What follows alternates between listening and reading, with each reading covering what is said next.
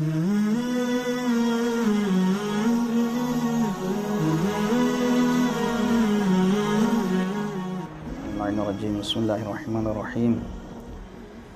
अल्हम्दुलिल्लाहि रब्बिल आलमीन वस्सलातु वस्सलामु अला खैर खल्क़िहि मुहम्मद व अला अहलि बैतिहि अत्तय्यिबीन अत्ताहिरीन। अल्लाहुम्मा सल्लि अला मुहम्मद व आलि मुहम्मद। सामीन किराम व मुशाहिदीन किराम, अस्सलामु अलैकुम व रहमतुल्लाहि व बरकातुहू। इंशाअल्लाह हमारा मौज़ू वुज़ू जबीरा के हवाले से है। तो आपकी खिदमत में पिछले प्रोग्राम में ये बयान किया था कि ज़ख़म और फोड़ा हो तो हुक्म क्या है, और वो मवादे गसल में हो, यानी धोने वाले आदा पे हो।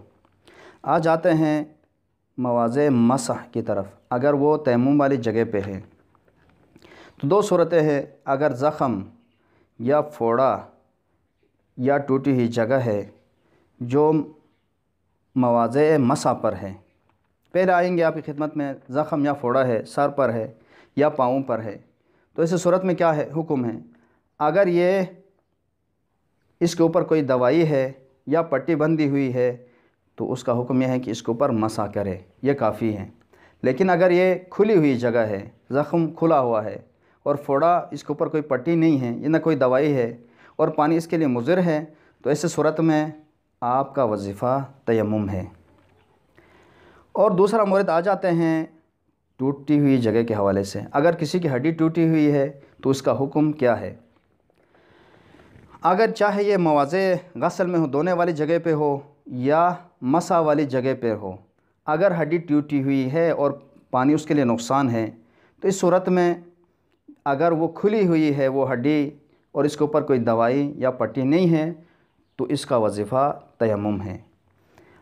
अगर कोई पट्टी लगी हुई है, दवाई है, तो इस सूरत में उसका वजीफ़ा जो वुज़ू जबीरे का जो हुक्म बयान हुआ है वही हुक्म है।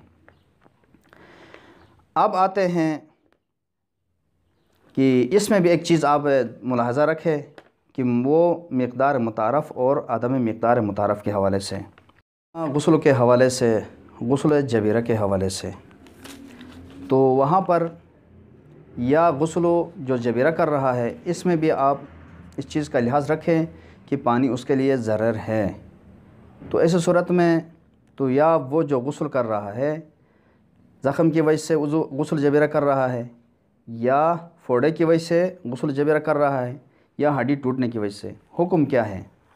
तो यहाँ पर अगर वो ज़ख़म है या फोड़ा है तो इसमें दो सूरतें हैं, या इसके ऊपर कोई चीज़ लगी हुई है या नहीं है, कोई दवाई है, कोई पट्टी वग़ैरह। अगर ज़ख़म या फोड़े की वजह से है, चाहे दवाई उसके ऊपर लगी हो या नहीं लगी हो, तो ऐसे सूरत में मुकल्लफ़ को इख्तियार है कि या गुस्ल करे या तयम्मुम करे। लेकिन अगर वो गुस्ल को इख्तियार कर लेता है तो इस सूरत में एहतियात मुस्तहब ये है कि वो जो दवाई जो पट्टी लगी हुई है तो इसके ऊपर हाथ फेरा दें। ये हुआ उसके हवाले से, ज़ख़म और फोड़े के हवाले से। अम्मा हड्डी टूटने की वजह से वो गुस्ल कर रहा है, गुस्ल जबीरा कर रहा है, तो इसका हुक्म क्या है। अगर हड्डी टूटने की वजह से गुस्ल जबीरा कर रहा है तो इसके ऊपर कोई पट्टी या दवाई लगी हुई है या नहीं।